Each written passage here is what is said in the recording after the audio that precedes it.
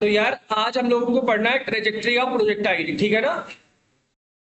तो trajectory of projectile सबसे पहले तो यहाँ पे ध्यान से देखो, ध्यान से, आवाज नहीं आनी चाहिए।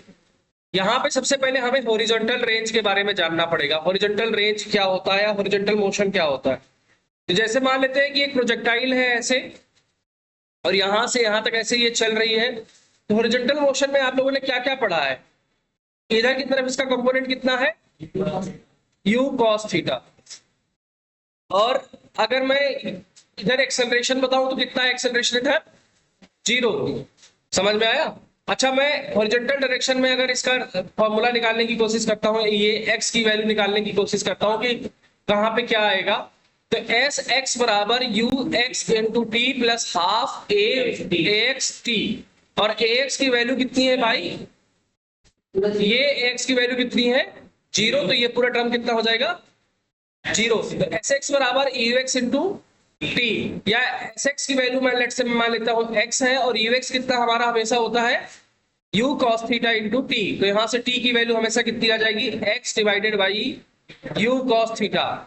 ये ट्रेजेक्ट्री है आपका, ट्रेजेक्ट्री इन x डायरेक्शन या हॉरिजॉन्टल डायरेक्शन, ठीक है ना। ये बात समझ में आई यहां तक। अच्छा, अगर हम नेक्स्ट आगे बात करें, अब इस चीज को याद रखना अपने दिमाग में, इस चीज को रखना। अगर मैं इधर इसकी बात करूं वर्टिकल मोशन की, वर्टिकल मोशन की बात करूं मैं, तो वर्टिकल मोशन में क्या हो जाएगा मेरे भाई, अगर मैं एस वाई की वैल्यू लिखना चाहूं तो एस वाई क्या है, U Y into T plus half A Y into T square. Yes और नो, यही तो है। मैं अब वर्टिकल डायरेक्शन में सारे मोशन को लिखने की कोशिश कर रहा हूं। इसको मैं मान लेता हूं ये y है, और ये यू वाई की वैल्यू कितनी है, कुछ हमेशा कितना होता है, जैसे ये x कंपोनेंट कितना होता है, यू cos थीटा, और y कंपोनेंट कितना होता है, यू sin थीटा। तो अगर मैं ये u sin थीटा लिख दूं यहां से, इंटू t की वैल्यू ये वाला लिख दूं लगा के यहां पे, तो क्या आ जाएगा, x upon you cos theta.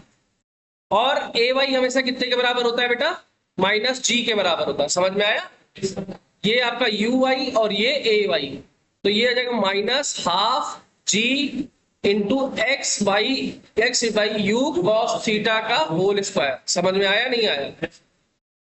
और जब आप यहां से आगे थोड़ा चलोगे, यू से यू ये कैंसिल हो गया, ये आ जाएगा x tan theta minus half g x square upon u square cos square theta.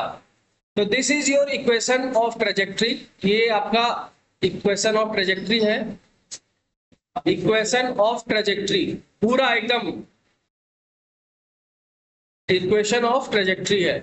यहाँ पे एक्स और वाई कंपोनेंट दोनों आ रहे हैं, तो इसको बोलेंगे इक्वेशन ऑफ ट्रेजेक्ट्री।